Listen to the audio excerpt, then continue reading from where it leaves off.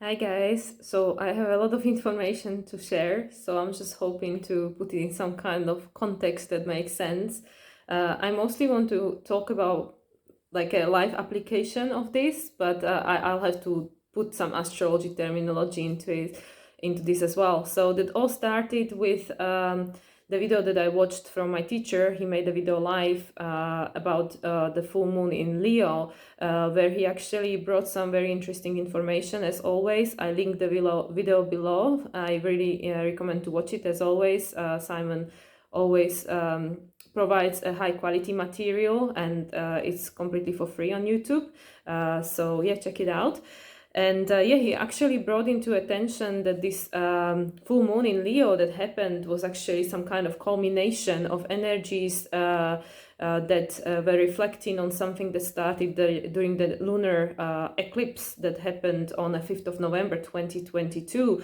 And it's very interesting because, as some of us might be aware, this full moon happened on a 16 degrees 41 minutes of Leo. Obviously, it was squared by Uranus, as we all know, and can feel because of what's happening in the world right now. And since at the 15 degrees, and there was Uranus is still conjunct with the North Node, so actually the North Node was still impacting this full moon, which is all about our evolution. That's why we felt all this tension and all these circumstances that are kind of creating the tension to take an action and to do something and change something. And yeah, the interesting thing is that actually the lunar eclipse, sorry, it happened on November 8th, not November 5th.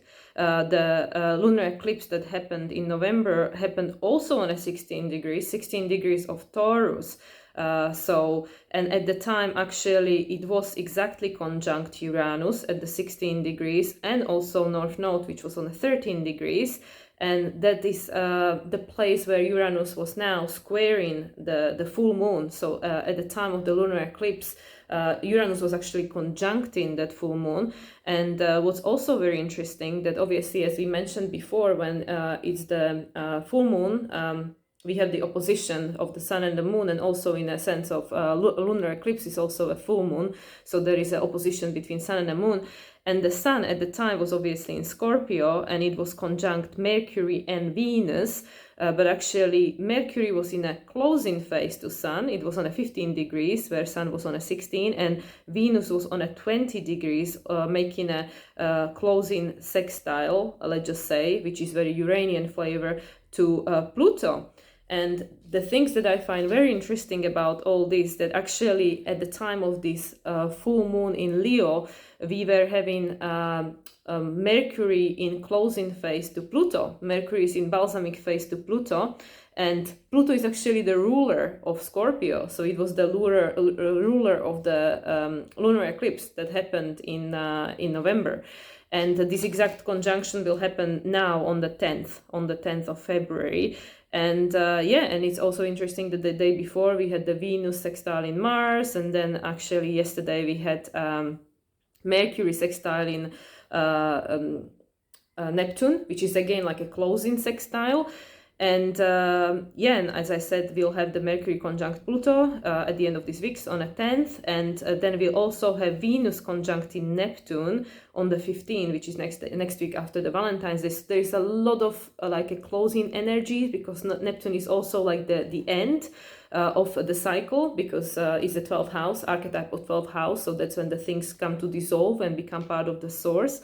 And yeah, and it just keeps going on. It's just like crazy. Like on the 19th, Venus will sextile Pluto on at 29 degrees. 29 degrees is obviously an analytic degrees. It's like a karmic degree. And the other very interesting thing is that once Mercury moves into Aquarius, which is on the 11th of this month, so only in a few days' time, Mercury will square it will square the nodes, and obviously it will also square Uranus. Because it will be in Aquarius, and Uranus and the nodes are in Taurus. And then the last things I want to mention before I lose everyone. So Sun in Pisces will be sextile in the North Node, which will happen on the 24th of this month. That is again a closing sextile between because the nodes are moving clockwise and the planets are moving anti-clockwise. So it's like a closing sextile between the two. So again, Uranian flavor. And then next month, in March, Venus, who is the ruler of the North Node, so the ruler of our evolutionary path, will conjunct the North Node. Venus will conjunct the North Node on the 20th of March, which is 3 days before we'll have Pluto changing the sign. So it will move into the sign of Aquarius. By this time, Saturn will already be in a sign of Pisces. Again, Pisces is culmination, it's about closing. So Venus will conjunct the North Node. And also she will conjunct Uranus just over a week later at 16 degrees 45 minutes. So she again will reactivate this point of the square that just happened, the Uranus square to the full moon in Leo, and in autumn Uranus square to the lunar eclipse. So this is all fascinating. And then the last thing I'm gonna mention is that actually Venus will remain the ruler of the nodes even for the next the cycle of the nodes after they change the sign from Taurus, Scorpio into Aries and Libra. She will become a ruler of the South Node, where she now is a ruler of the North Node. So this to me seems like, you know, a culmination of Venus, where she accumulated all the information she needed. She found out what it is that she needs to let go of. When she hits the North Node, she will obviously pass on the button, because then she will become a ruler of the South Node. Will she be like working on the things that we need to change in regards of our relationship, because Taurus is in regards of ourselves, our self-love, and the relationship to ourselves, our self-reliance, self-sufficiency, our values. And then in Libra, it's about the relationship to the other, how we relate. And in April, the full moon in Libra that will happen on the 5th of April will again be on a 16 degrees. So actually this point will make a positive aspect to this sensitive spot. So it will be Libra obviously sextile Aquarius, and it will trine Leo. Is it correct? No, it will trine Aquarius and sextile Leo, right? Because it's air sign. And then on the 7th, right after, Venus will sextile Pluto, and this will be like a new phase sextile. So there will be a new energy. So again, now already 5 minutes lost in astrology jargon. So I'm just going to put all this into context. There seems to be a lot of energy in regards of closing, and then obviously subsequently there will be a new beginning. All happens, the new beginning, the shifts will happen in March when the main planets will change signs. Obviously Pluto will move into Aquarius at the beginning of March. On the 7th actually Saturn will move into the sign of Pisces, and then we'll also have Mars moving into sign of Cancer next month. So that will be the start of the new energies, but at the moment there seems to be a lot of closing phases. Obviously, you know, with Venus also making a conjunction to Neptune, it's like dissolving.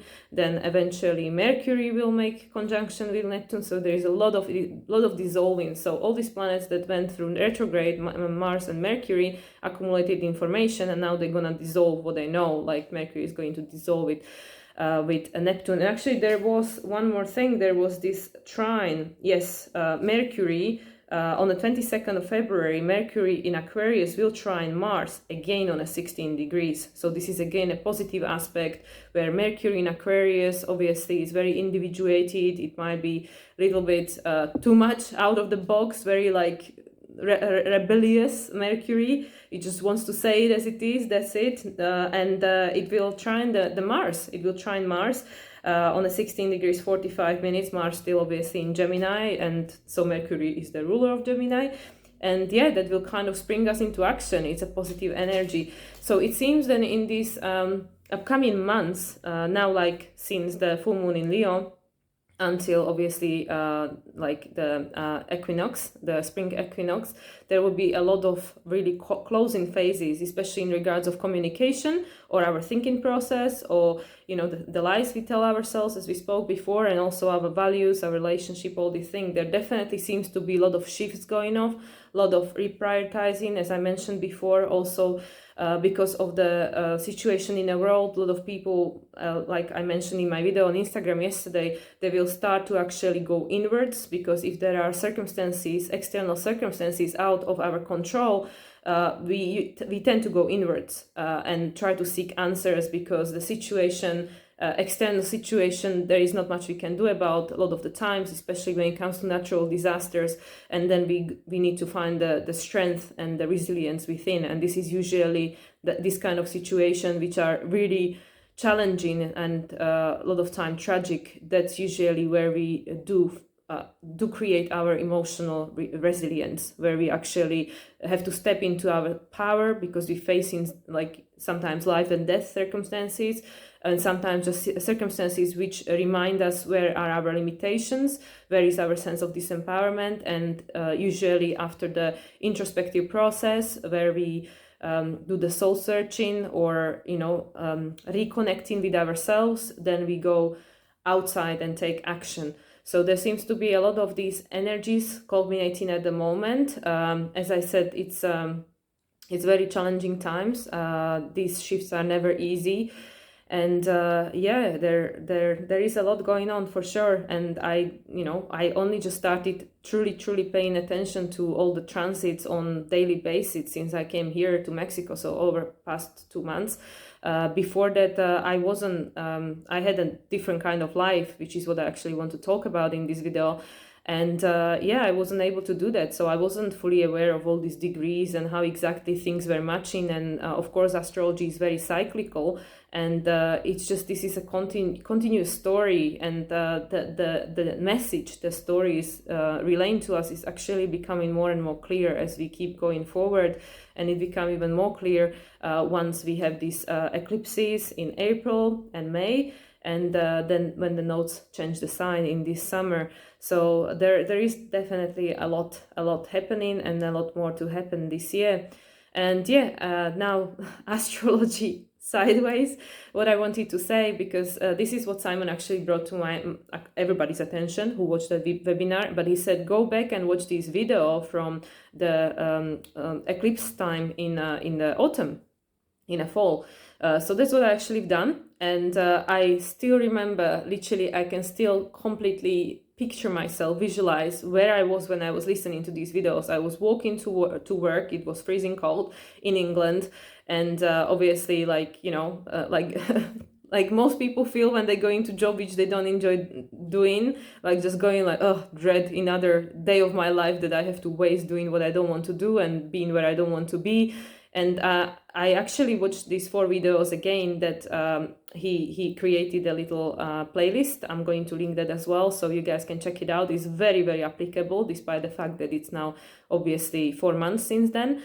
And that's when he actually talks about these limitations that we might feel, because obviously at the time Saturn was squaring the lunar eclipse, and these limitations which might still feel in our lives that are preventing us from actually living the life that we want. And I remember this very clearly, because I was walking to work, and I obviously already was studying astrology, wanting to work with astrology and all these things, but I just didn't have my circumstances weren't exactly reflecting what I wanted to do. I was in a job that I didn't particularly want to be at, living in a place I didn't particularly want to live anymore, even though I'm very grateful for the opportunity that it provided for me. And I just really felt this tension and this need to just move and imply some changes into my life that would lead to more authentic reality, the one that I actually was dreaming about, but at the time I wasn't living. I had all these dreams, but I wasn't actually authentic in living those. I was talking about it, but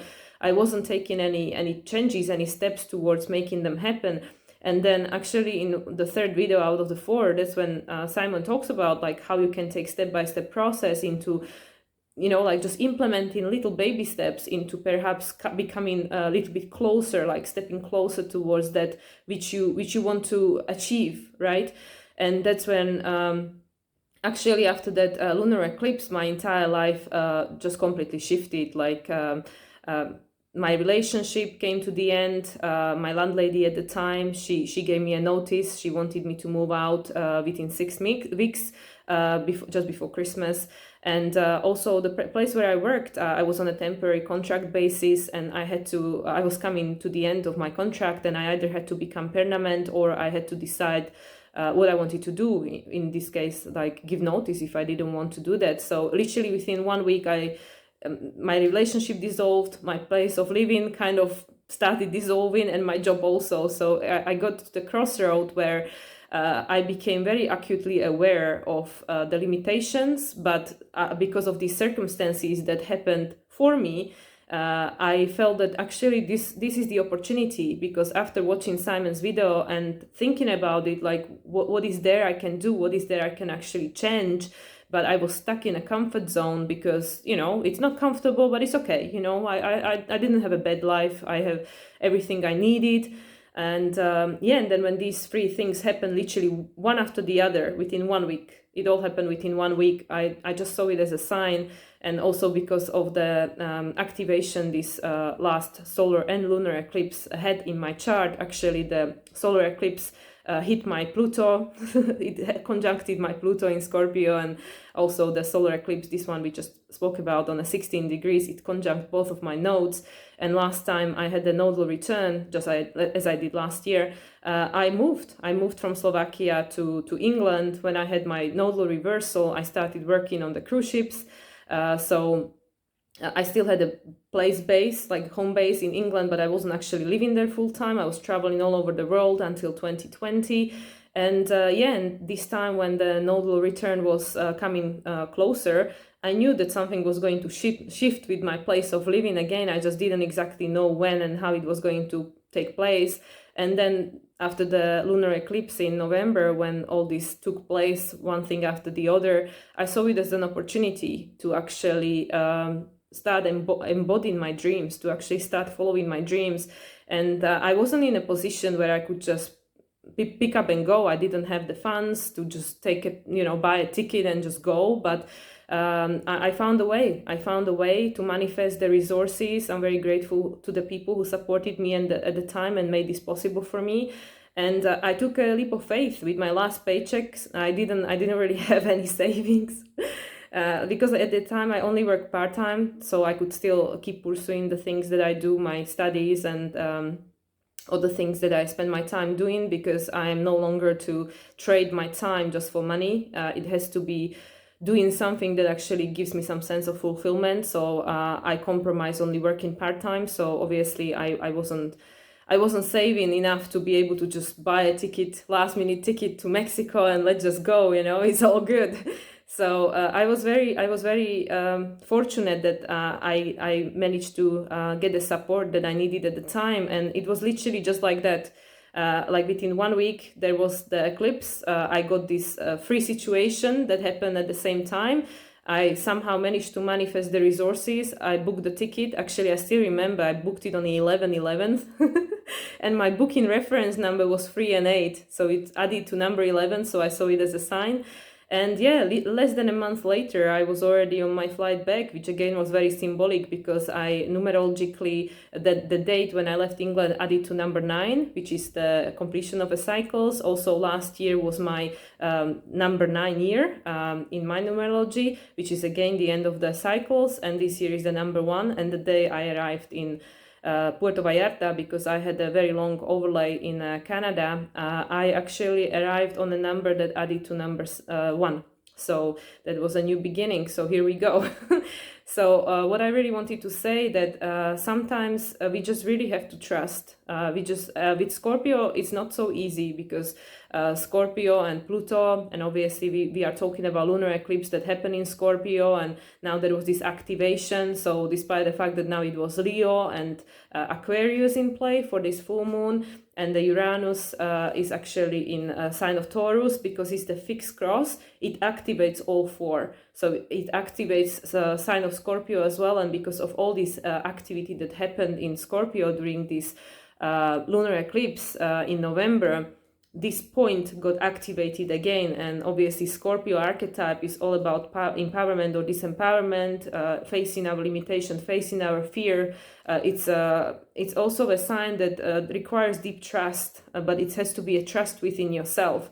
And again, that brings us back to Venus, because Venus, as the ruler of the North Node at the moment, it's all, and the North Node being in Taurus, it's all about trust in yourself, in the ability to create your own resources, to become self-reliant, self-sufficient, to trust that no matter what happens externally, no matter who will leave your life, who will abandon you, who will betray you, you have what you need within yourself. You have what you need to create the life for yourself. Like, I came to Mexico with my last paycheck, which wasn't much. It wasn't much at all. And I'm still here 2 months later. Like, I finally could start working with astrology. That's exactly what I wanted to do for as long as I've been studying astrology. So for almost 3 years now. And I really wanted to get started, but my circumstances, well, I was making obviously excuses because of my Virgo in 8th house. I was like, I'm not good enough, I don't know enough, I'm not perfect. And also this Chiron in Gemini, you know, like the lies we tell ourselves, our thinking process, our limiting belief system. And Leo in my 7th house, like everybody else is smarter, and why would I want to put myself out there? Who would listen to me? All these kind of limiting beliefs. But then when this situation happened and it pushed me to action, and I did take the leap of faith, because I had nothing to lose. Either way, I was going to lose my home. I already lost my relationship, and I was just about to lose my job too. So I didn't really have much to lose, to be honest. And I felt like I know what kind of life I can have in England. I already lived there for 18 and a half years, but you know, why not give myself a chance to start a life somewhere else, somewhere where I actually want to be and doing what I actually want to do. And that's why I'm here. I'm not saying that everything is working out perfectly or this is my final destination, but I don't have regrets. At first, when I arrived here, I did doubt myself. Of course, the ego was going crazy, like, oh my God, what you've done, you know, the security has been removed, all that. Now I really had to start relying on myself, trusting myself.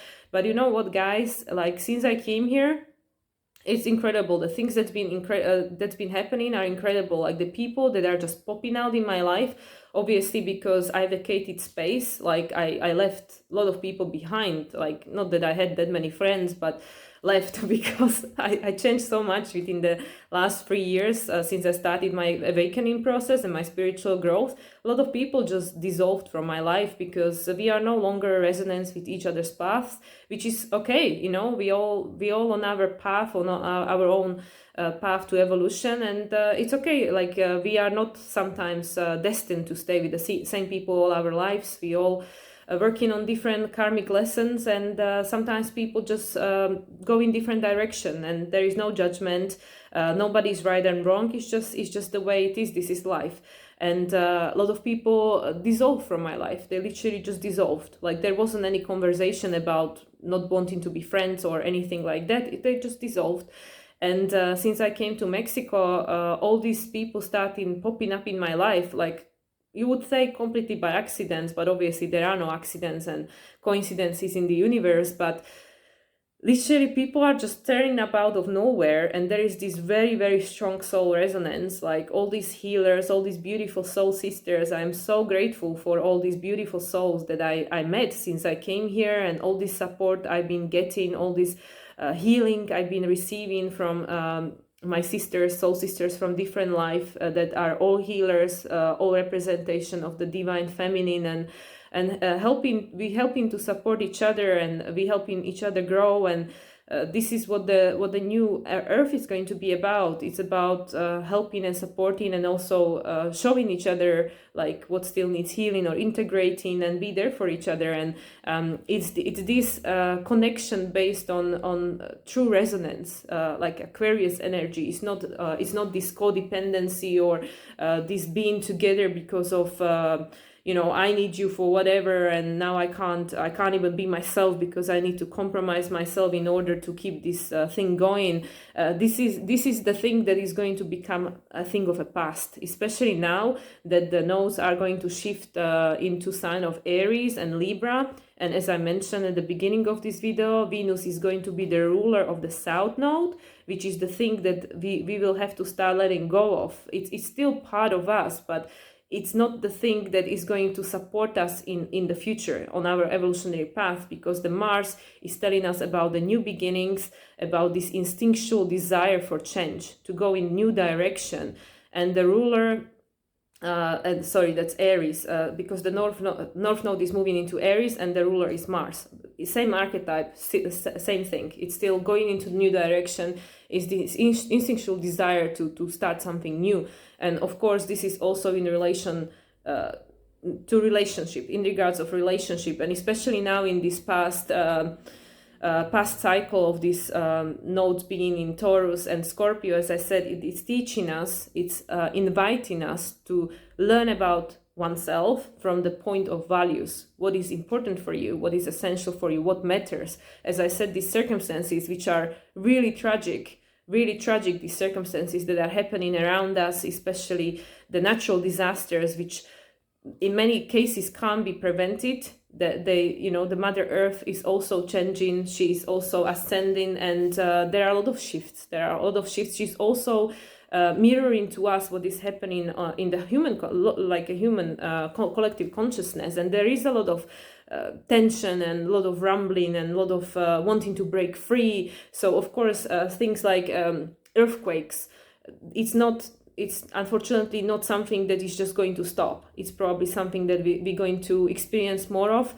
I'm not saying we will, I'm not saying we won't, but it is a potential, it is a possibility, especially Uranus. It's still in a sign of Taurus, and it will remain there for another 3 or 4 years, because obviously the planets are going backwards and forwards. So even though it will move into the sign of Gemini, it will still retrograde into sign of Taurus.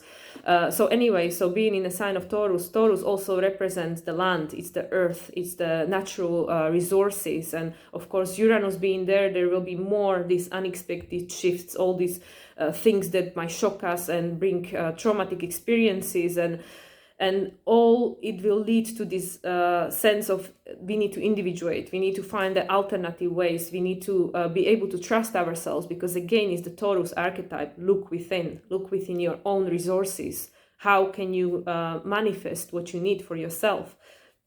And again, I would put this together with the work of Joe Dispenza, which who is telling us that you can tap into the unlimited resources of the source. Like when we try to manifest the material from the material, it takes a long time.